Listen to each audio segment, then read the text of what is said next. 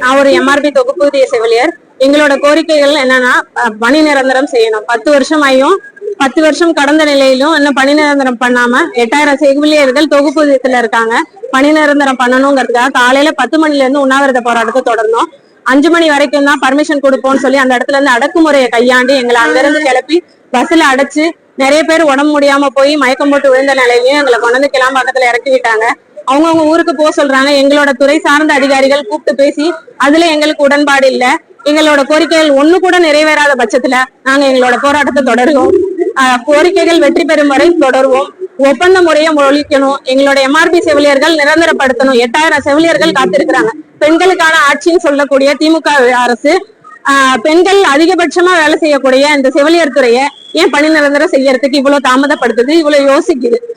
சமவேலைக்கு சம ஊதிய கேஸ் உயர்நீதிமன்றத்துல ஜெயிச்சோம்.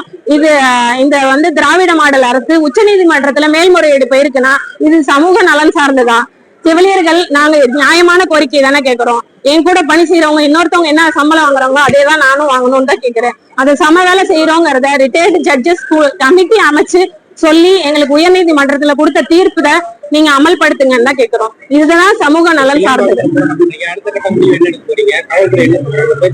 காவல்துறை இங்க இருந்து எங்களை கலைக்கிறதுக்குரிய வாய்ப்புகளை அவங்க ட்ரை பண்ணிட்டே இருக்காங்க.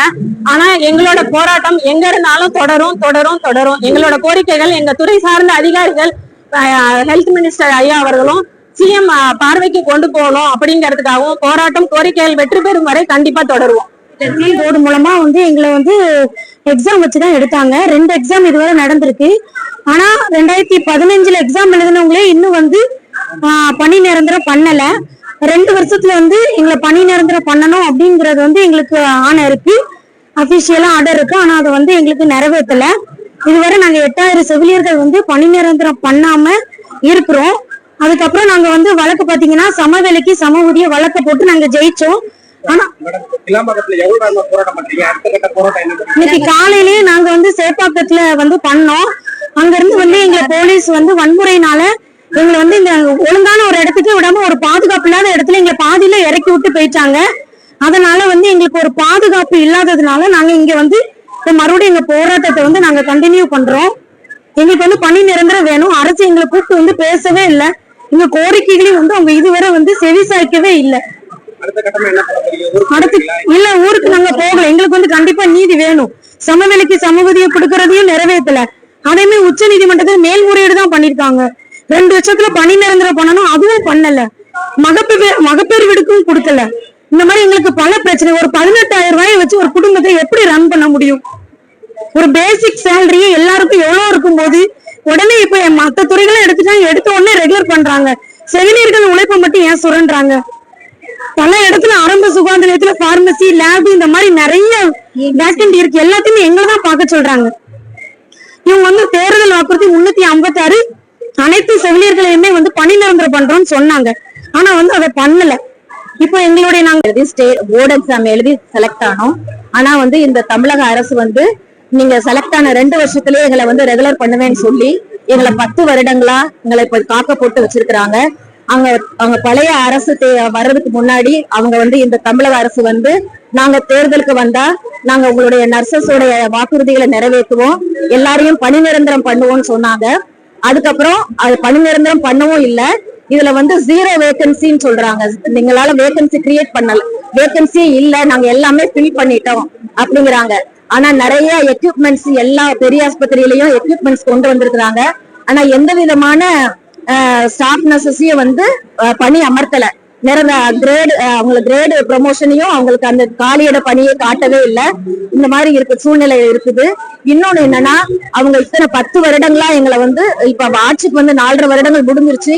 இன்னும் அவங்க காக்க போட்டுட்டே இருக்கிறாங்க.